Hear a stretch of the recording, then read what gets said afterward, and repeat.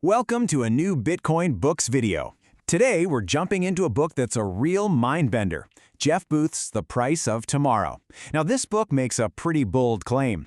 It says that almost everything we've been taught about our economy, it's just plain wrong. And that right now, there's a hidden war being fought that's going to define all of our futures. So here's how we're going to break this down. First, we'll pull back the curtain on this hidden economic war. Then, we'll look at the debt-fueled mirage our system is built on. After that, we'll get into the real-world consequences, the social fallout. Then we'll look at why the crazy changes we're seeing are really just the beginning, an exponential tsunami. And finally, we'll talk about the book's radical solution, embracing a future of abundance.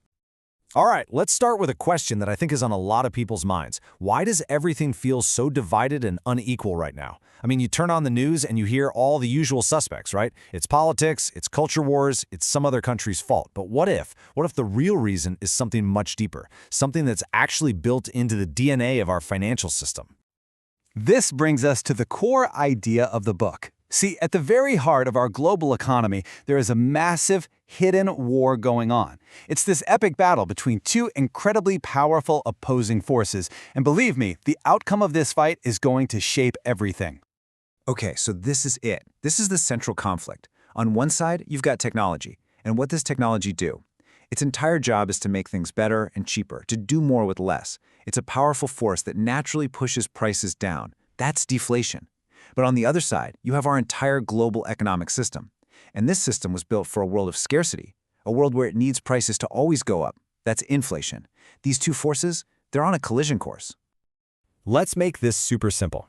Just think about the smartphone in your pocket. It's a camera, a GPS, a flashlight, a calendar, a music player. I mean, it's replaced dozens of gadgets that would have cost you thousands of dollars not that long ago. That is technological deflation right there. You're getting way more value for way less money. And this isn't just about phones. This is happening in pretty much every industry you can think of. And here's the really crucial point. Technology wants to make everything cheap, maybe even free. But our system, it's absolutely terrified of falling prices. So Jeff Booth's argument is that this deflationary force from technology, it's so powerful that in the end, there's absolutely nothing we can do to stop it. Okay, so if technology is this unstoppable force pushing prices down, you might be asking, well, how on earth have prices kept going up? That's a great question. And the answer brings us to the giant, debt-fueled mirage that we're all living in right now. The answer is actually pretty simple and kind of scary. To fight against this natural tide of falling prices, governments and central banks have been forced to do one thing over and over again: create absolutely mind-boggling amounts of debt, all just to fake some growth and create inflation. Just look at this number. $185 trillion. Seriously, take a second and just let that sink in. That's how much new global debt has been created just since the year 2000. So what did we get for all that borrowing? A measly $46 trillion in actual growth. Think about that.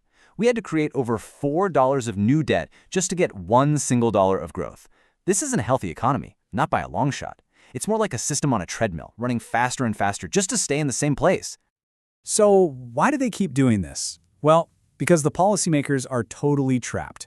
When a crisis hits, they basically have four options. They could try austerity, but that's political suicide. They could let debts default, but that risks the whole system collapsing. They could try to transfer wealth through taxes, but good luck with that. So what's left? The easy way out, the path of least resistance, just print more money. It's the button they push almost every single time, and it has some truly devastating consequences. And that's where we get to the real human cost of this broken system. This isn't just some abstract economic argument for a classroom. No, this is the root cause of so much of the anger and the division we see all around us every single day. See, all that new money that gets printed has to go somewhere, right? And it flows straight into assets, things like stocks and real estate, which are mostly owned by the wealthy. The result? Insane inequality. Just look at the US. The top 5% of the population now owns more than 2/3 of all the wealth.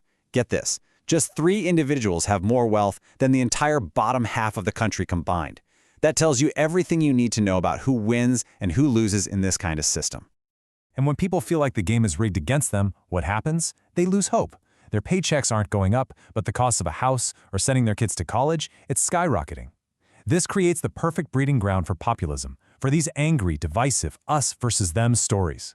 People are encouraged to blame immigrants or other countries instead of looking at the broken monetary system that's actually the source of their problems. And the book makes a really chilling comparison to the 1930s, with this stark warning from people who lived through it. First currency wars, then trade wars, then real wars. And if you look around today, what do you see? Currency and trade conflicts are heating up everywhere. History tells us that's a very, very dangerous path to be on. All right, now if you think things are already pretty wild, you need to buckle up, because this deflationary force of technology, it isn't slowing down. In fact, it's accelerating at a speed that is honestly hard for our human brains to even wrap our heads around. To really get a feel for this speed, check out this analogy. Imagine you take a normal piece of paper and you fold it in half 45 times. How high do you think it would be? Most people guess, a few feet, maybe the height of a room. The actual answer, it would reach the sun. That is the insane, deceptive power of exponential growth. And that is exactly the path technology is on right now. And we have these three massive engines of deflation just starting to rev up. First, you've got artificial intelligence, which is on track to become smarter than us. Second, you have abundant energy, because the cost of solar power is just collapsing. And third, you have automation. We're talking self-driving cars, 3D printing, you name it. Any one of these would be a game changer. All three happening at once, it's going to make huge parts of our economy radically cheaper and more efficient. And here's a pretty sobering thought that kind of ties this all together. Think about it. Every single job, doesn't matter if you're a doctor, a truck driver, or an artist, it's a function of intelligence. And as AI keeps getting smarter, it means that ultimately, no job is safe. So it's pretty clear our current system is headed for a massive collision with the future. The big question is, what do we do about it? And that brings us to our final section, how we can stop fighting, embrace abundance, and find a new way forward. Well, the book argues that the typical solutions you hear about are just not going to work. From one side of the political aisle, you hear more of the same. Just kick the can down the road with more debt. But that only makes the eventual collapse even worse. From the other side, you hear things like universal basic income. But that completely misses how fast this change is coming, and it risks creating a society of haves and have-nots. Neither of them actually fixes the root problem. The solution the book proposes is actually both really simple and totally radical. Step one is easy. Stop fighting the inevitable. Just stop trying to force inflation on a world that's becoming naturally deflationary. Step two, let technology do its thing. Let prices fall. That's the most natural way to share all the benefits of progress with everybody. And step three, we need to build a new monetary system that's actually designed for this new reality, a system built for abundance, not for scarcity.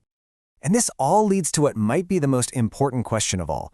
For centuries, our entire society has been built around this one idea, that your value as a person is tied to your job. But in a world where technology can provide abundance for everyone, we have to completely rethink that. We have to start asking ourselves, how do we build a world where human value isn't about what job you do, but about our creativity, our curiosity, and our connections with each other? For those who want to learn more, the link to get the book is available in the video description. If you found this content interesting, please subscribe to the channel and like it to help us reach as many people as possible. Thank you.